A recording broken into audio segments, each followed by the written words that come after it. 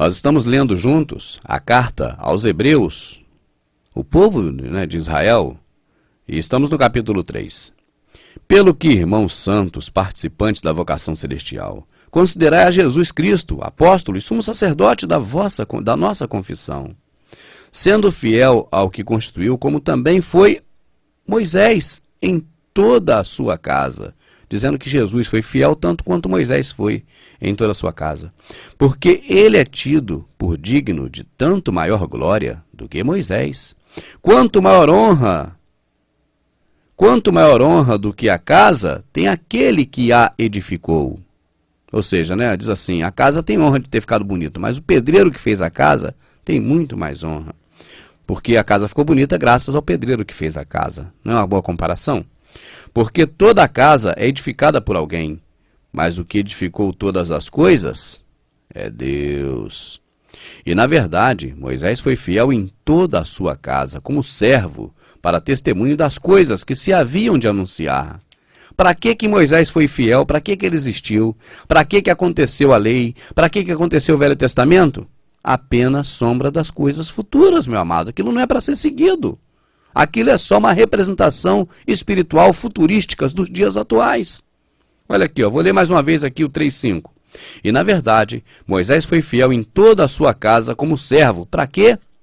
Para que ele foi fiel em sua casa como servo? Para testemunho das coisas que se haviam de anunciar. Você está entendendo? Mas Cristo, como filho sobre a sua própria casa, a qual casa somos nós, se tão somente conservarmos firmes a confiança e a glória da esperança até o fim. A casa é quem? Nós somos a casa. Portanto, como diz o Espírito Santo, se ouvirdes hoje a sua voz, não endureça os vossos corações, como na provocação, no dia da tentação no deserto,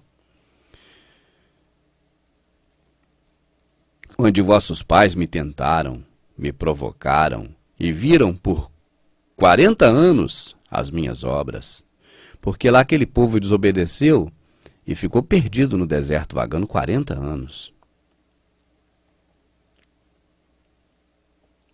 Por isso, me indignei contra esta geração e disse, esses sempre erram em seu coração e não conheceram os meus caminhos. Assim jurei na minha ira que não entrarão no meu repouso.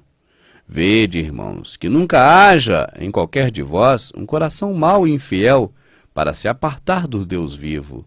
Antes, exortai-vos uns aos outros, todos os dias, durante o tempo que se chama hoje, para que nenhum de vós se endureça pelo engano do pecado.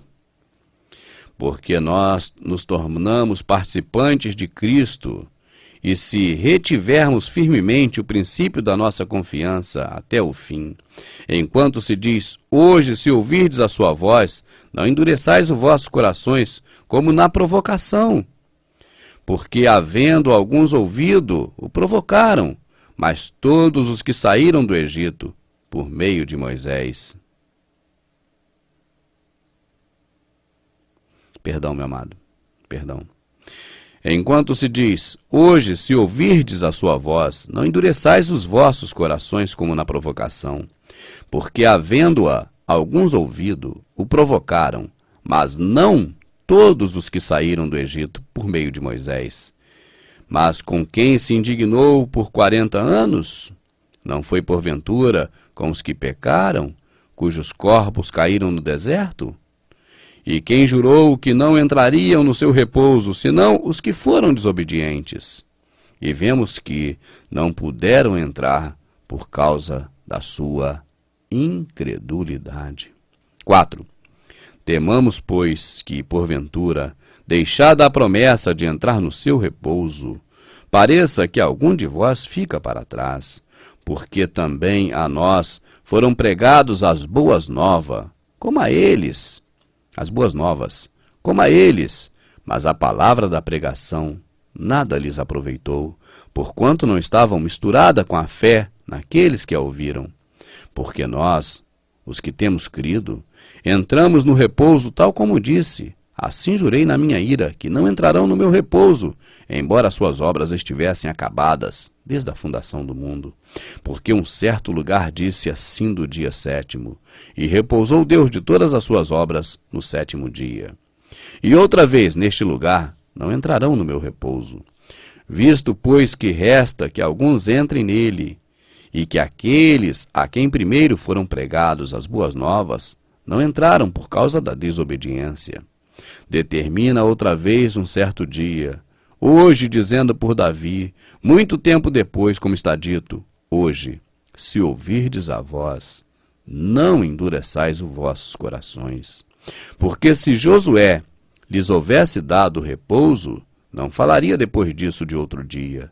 Portanto, resta ainda um repouso para o povo de Deus. Amém, meu amado? Aqui a palavra está falando o tempo todo da salvação, do sábado místico, que não é um dia de sábado nem uma festa sabática, mas é o dia das bodas do Cordeiro. Deixa eu ver onde eu parei.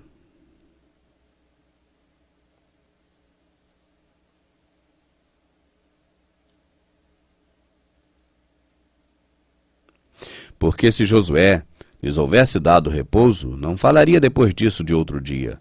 Portanto, resta ainda um repouso para o povo de Deus, porque aquele que entrou no seu repouso, ele próprio repousou de suas obras, como Deus das suas. Procuremos, pois, entrar naquele repouso, para que ninguém caia no mesmo exemplo da desobediência. Porque a palavra de Deus é viva, eficaz, é mais penetrante do que espada alguma de dois gumes. Ela penetra até a divisão da alma e do espírito, e das juntas e medula, e é apta para discernir os pensamentos e intenções do coração. O que é apto a fazer isso? A Bíblia. Porque a palavra de Deus é viva e eficaz, é mais penetrante do que espada alguma de dois gumes. A Bíblia é a palavra, eu vou penetrar ela aqui na minha mão, olha se ela penetra. Ela não é isso. Não é a palavra. Não é. Porque dizem essa mentira por aí, que a Bíblia é a palavra. Porque a palavra de Deus é viva e eficaz. A Bíblia é vida, ela fala, ela anda, ela respira. Não, ela é um livro. Pare de idolatria, meu amado. Chega de bibliolatria. Isso é idolatria. Deus não se agrada disso. Esquece que Bíblia é a palavra de Deus, porque ela não é. Vamos continuar lendo aqui. Hebreus 3:12. Porque a palavra de Deus, Jesus, Yoshua, o nosso Salvador.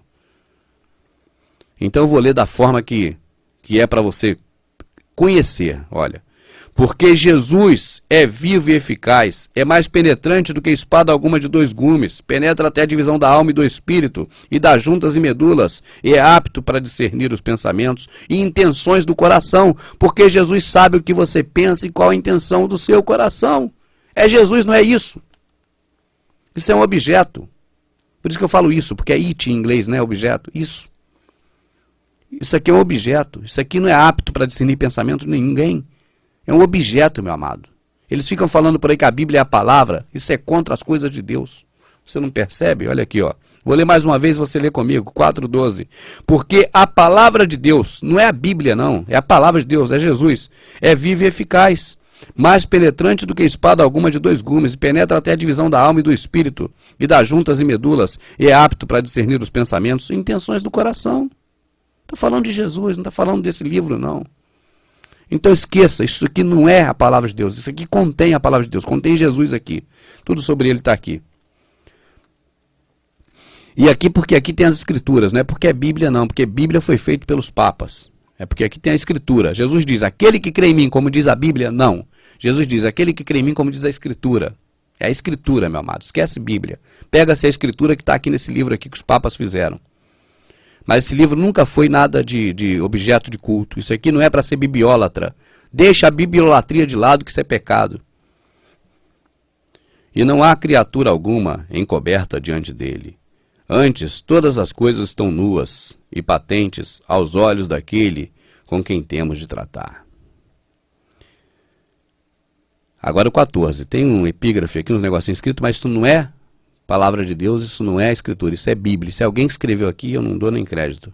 Vamos ao 14. Visto que temos um grande sumo sacerdote, Jesus, Filho de Deus, que penetrou nos céus, retenhamos firmemente a nossa confissão. Eu continuo.